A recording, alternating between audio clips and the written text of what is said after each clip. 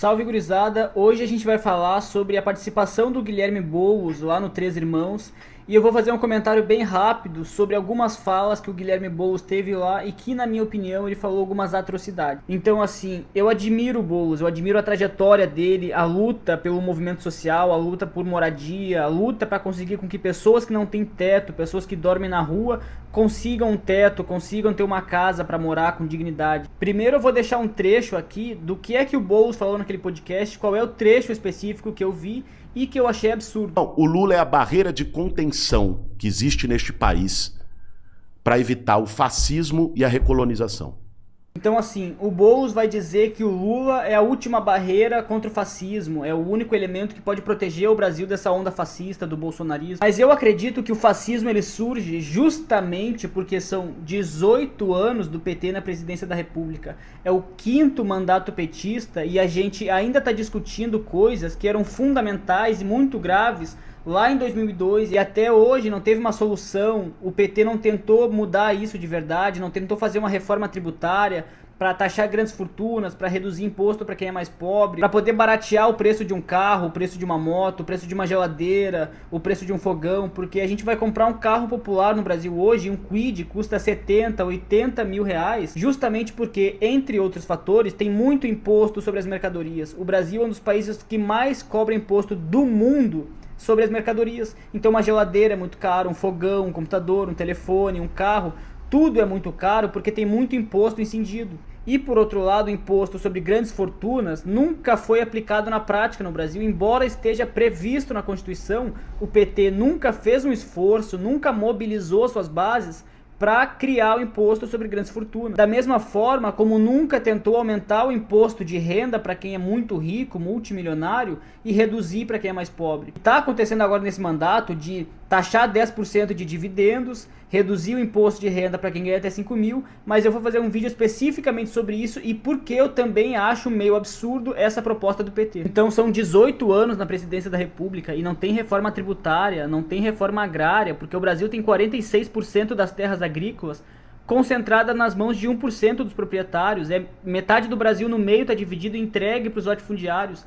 E o PT ele faz menos reforma agrária, ele reconhece menos assentamentos do que o governo Collor e do que o governo FHC.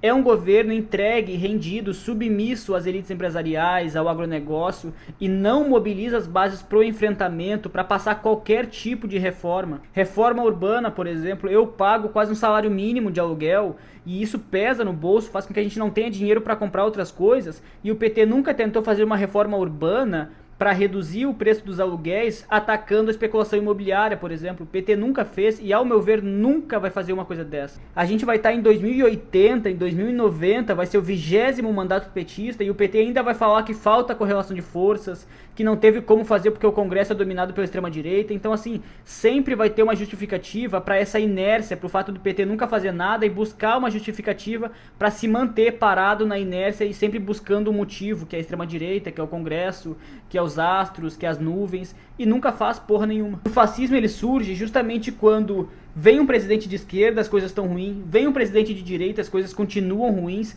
e as pessoas perdem a confiança e o crédito no sistema político, porque não interessa se é esquerda, se é direita, se é Lula, se é Bolsonaro, as coisas continuam ruins, os alimentos continuam caros, o salário continua baixo, inclusive o Haddad limitou o crescimento do salário mínimo a 2,5%, o custo de vida é cada vez mais alto, para comprar um carro tu tem que vender a tua alma para conseguir comprar um carro popular. Então assim, a população olha para o sistema político brasileiro com descrédito, ela não acredita que as coisas vão melhorar, justamente porque o PT está há 18 anos na presidência da República e as coisas não melhoram de verdade para o trabalhador, ele não sente de forma significativa que agora ele vive uma vida melhor, que ele pode entrar na faculdade, que ele compra um carro mais barato, que ele se alimenta melhor, por exemplo. A mudança é superficial, uma mudança muito pequena para atacar as raízes da vida em sociedade. Aí são 18 anos de um governo de esquerda, aí vem o Bolsonaro que é de extrema direita e as coisas pioram. Então a população ela não tem a mínima confiança, não tem crédito, ela não confia no sistema político.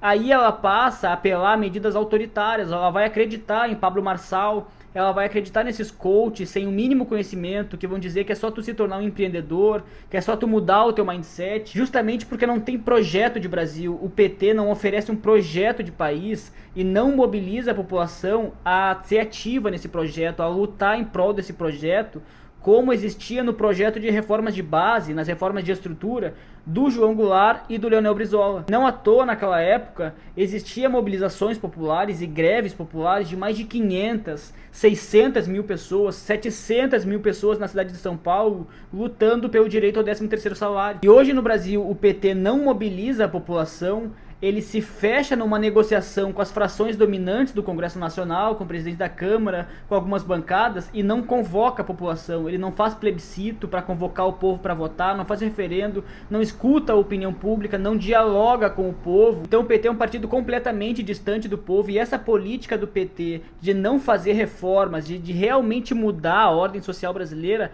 acaba por ser um terreno fértil para surgir essas ideologias fascistas e esses movimentos fascistas, como é o bolsonarismo. Porque se o PT se apresentasse, se colocasse como um partido de reforma, como um partido de mudança que enfrentasse o sistema político, a população de verdade ia acreditar no sistema, ia ver que, olha, o Lula, ele quer fazer uma reforma, mas o Congresso não quer, então vamos lutar para mudar esse estado de coisas. Mas o Lula, ele não convoca a população, ele não dialoga com a população, e isso faz com que a população não acredite no Lula, não acredita no PT, acha que todo mundo é corrupto e mentiroso e não tem mais o que fazer. E assim, antes de concluir o vídeo, eu só quero fazer um comentário. O Boulos falou que o Lula é a última barreira para conter o fascismo, certo? Só que qual é o problema? Em 2018, quando saiu a pesquisa Datafolha em agosto de 2018, a Marina Silva venceria o Bolsonaro, o Ciro Gomes venceria o Bolsonaro e inclusive o Geraldo Alckmin venceria o Bolsonaro. O único candidato, literalmente, o único candidato que perderia as eleições para o Bolsonaro era o Fernando Haddad do PT. E o Lula e o PT, ao invés de decidir apoiar o Ciro Gomes ou a Marina Silva, fazer uma frente ampla, lançar o Haddad como vice do Ciro Gomes ou vice da Marina Silva ou algo do tipo, porque sabia que o Haddad ia perder, não, eles ignoraram, não aceitaram perder o poder e lançaram, mesmo sabendo que iam perder, eles lançaram a candidatura do Fernando Haddad. Porque o PT é um partido egocêntrico, é um partido voltado a si mesmo, que acha que é o salvador da pátria e não está preocupado com o bem-estar da população, se vai melhorar a qualidade de vida da população, porque é um partido que está preocupado em primeiro lugar em estar no poder, em estar na presidência da república. Todo o resto é secundário, é lateral, a gente discute depois. E essa questão de 2018 não é um fato novo, porque em 1986, quando o Darcy Ribeiro foi concorrer para o governo do estado do Rio de Janeiro, o Darcy Ribeiro estava sucedendo o Leonel Brizola, que venceu em 82, só que não podia ter reeleição, então o Brizola lançou o Darcy Ribeiro. Só que o PT, ao invés de apoiar o Darcy Ribeiro, apoiar o Brizola, apoiar o PDT, eles optaram por lançar uma candidatura própria, justamente para não fortalecer o PDT, para não fortalecer a figura do Brizola, porque eles queriam lançar o Lula como candidato a presidente na próxima eleição presidencial, que ia ser em 1989. Resultado disso, o Darcy Ribeiro perdeu, o Fernando Gabeira, que era o candidato do PT, perdeu também, e elegeram outra candidatura como governador do estado do Rio de Janeiro. Então tu percebe que o PT não tá nem aí pro que é melhor para a população, não tá nem aí para fortalecer as esquerdas, para ter um projeto de país. Isso não interessa, o PT tá preocupado em assumir a presidência da república, se manter no poder, não dialogar com o povo, fazer o que acha que tem que ser feito, e se a gente criticar o PT, aí vai estar fortalecendo a extrema-direita e vai estar ajudando a construção do fascismo no Brasil. Então é isso, gurizada. O vídeo de hoje foi curto, foi rápido e objetivo. Eu não odeio o Boulos, inclusive eu simpatizo com ele, mas tem certas coisas que pra mim são inaceitáveis. Então se tu gostou do vídeo de hoje, já curte, comenta, compartilha no Facebook, no Orkut, no Instagram, no MSN. O bagulho é louco, fiquem com Deus, até o próximo vídeo.